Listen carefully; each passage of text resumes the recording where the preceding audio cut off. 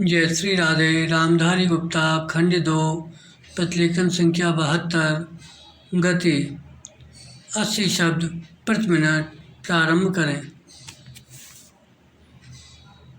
उपाध्यक्ष महोदय, आज यहाँ गंगा के पुल का शिलान्यास करते हुए मुझे बड़ी प्रसन्नता हो रही है।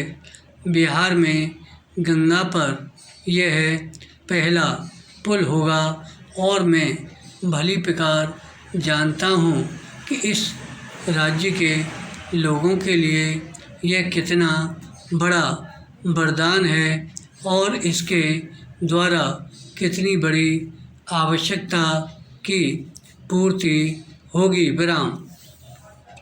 मैं इसी राज्य का रहने वाला हूँ और अपने सार्वजनिक जीवन में मुझे बराबर इस राज्य के सभी भागों का दौरा करने का अवसर मिला है। विराम। इसलिए मैं निजी अनुभव से कह सकता हूँ कि इस पुल के निर्माण से बिहार के लोगों को विशेष रूप से और देश के लोगों को साधारण रूप से अनेक सुविधाएं प्राप्त होंगी। विराम। बिहार के मध्य से होकर गंगा प्राचीन काल से बहती आ रही है और आरंभ से ही इसके कारण यह राज्य दो भागों में विभक्त रहा है, जो मिथिला और मगध के नाम से प्रसिद्ध थे। विराम।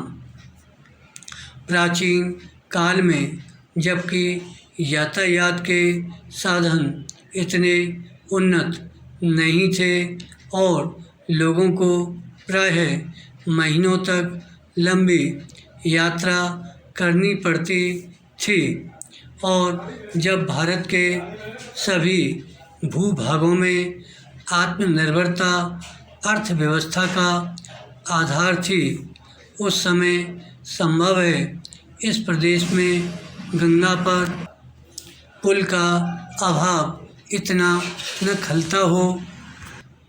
परंतु आज के युग में विज्ञान के आविष्कार स्थान तथा दूरी पर विजय पा चुके हैं और यातायात के गति में साधनों का बहुत महत्व है। इसलिए उत्तर तथा दक्षिण बिहार के बीच सीधा रेल तथा सड़क मार्ग न होना निश्चय ही बहुत बड़ी असुविधा है। विराम। बिहार के इन दोनों भूभागों की अर्थव्यवस्था ऐसी है कि अपने पूर्ण विकास के लिए एक भाग दूसरे पर निर्भर करता है। विराम। उत्तर बिहार कृषि प्रधान क्षेत्र है और वहाँ गन्ना तथा खाद्यान्न भारी परिमाण में होते हैं, किंतु दक्षिण बिहार कोयला, लोहा, तांबा, अभ्रक, सीमेंट आदि खनिज पदार्थों के लिए प्रसिद्ध है। इन्हीं पदार्थों द्वारा आधुनिक उद्योगों की मौलिक आवश्यकताएं पूरी होती हैं। विराम। यातायात के साधन दोषपूर्ण होने के कारण उत्तर बिहार के विकास पर हानिकारक प्रभाव पड़ा है। क्या यह आश्चर्य की बात नहीं कि धनबाद से दिल्ली कोयला पहुंचाना गंगा के उस पार उत्तरी बिहार के जिलों में पहुंचाने की अपेक्षा कहीं अधिक सरल है। विराम। पैरा।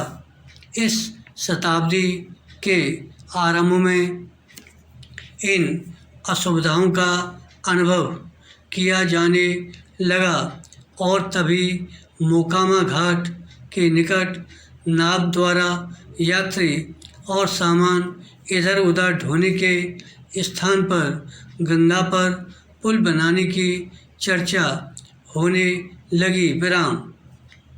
गंगा के दोनों ओर दो विभिन्न रेल कंपनियों की गाड़ियां चलती थीं।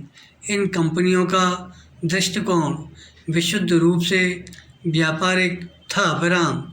इसलिए लोगों की सुविधा अथवा देश के यातायात साधनों के विकास की अपेक्षा वे अपने लाभ और साझेदारों के लाभ को अधिक ऊंचा स्थान देती थीं। विराम।